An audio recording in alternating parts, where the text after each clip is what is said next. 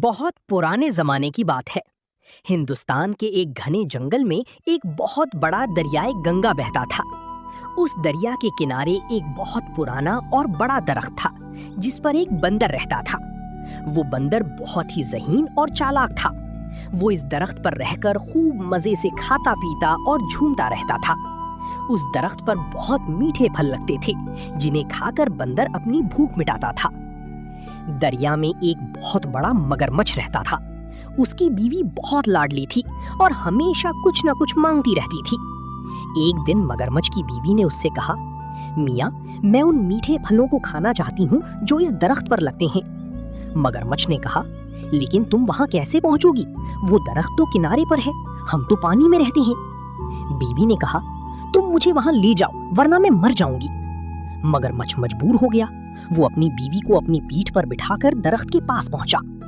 بندر نے انہیں دیکھا تو بہت خوش ہوا اور ان کے لیے پھل توڑ کر پھینکی۔ مگرمچھ کی بیوی نے خوب پھل کھائے اور پھر دونوں واپس چلے گئے۔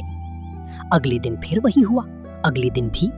اب مگرمچھ کی بیوی کا دل بندر کا دل کھانے کو کرنے لگا۔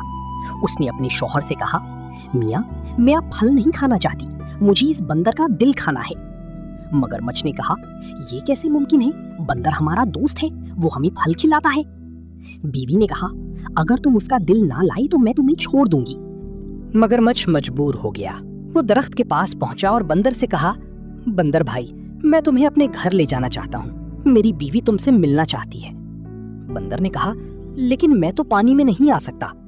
مگرمچھ نے کہا، تم میری پیٹھ پر بیٹھ جاؤ، میں تمہیں لے چلوں گا۔ بندر اس کی پیٹھ پر بیٹھ گیا۔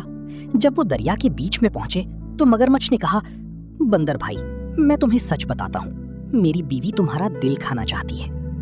بندر کو بہت غصہ آیا لیکن اس نے اپنی عقل سے کام لیا۔ اس نے کہا، مگرمچھ بھائی تم نے پہلے کیوں نہیں بتایا؟ میرا دل تو درخت پر لٹکا ہوا ہے، مجھے وہاں لے چلو، میں اسے لے آؤں۔ مگرمچھ اس کی باتوں میں آ گیا اور واپس درخت کے پاس پہنچ گیا۔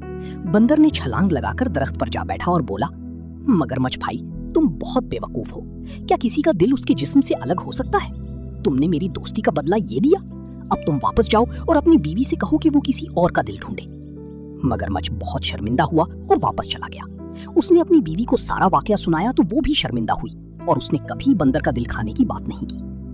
اخلاقی سبق، جس شخص نے تم پر احسان کیا ہو اس کے ساتھ دغا کرنا انتہائی گھنونا فعل ہے۔ عقل مند وہ ہے جو مشکل وقت میں بھی اپنی عقل سے کام لے اور دشمن کی چال کو ناکام بنا دے۔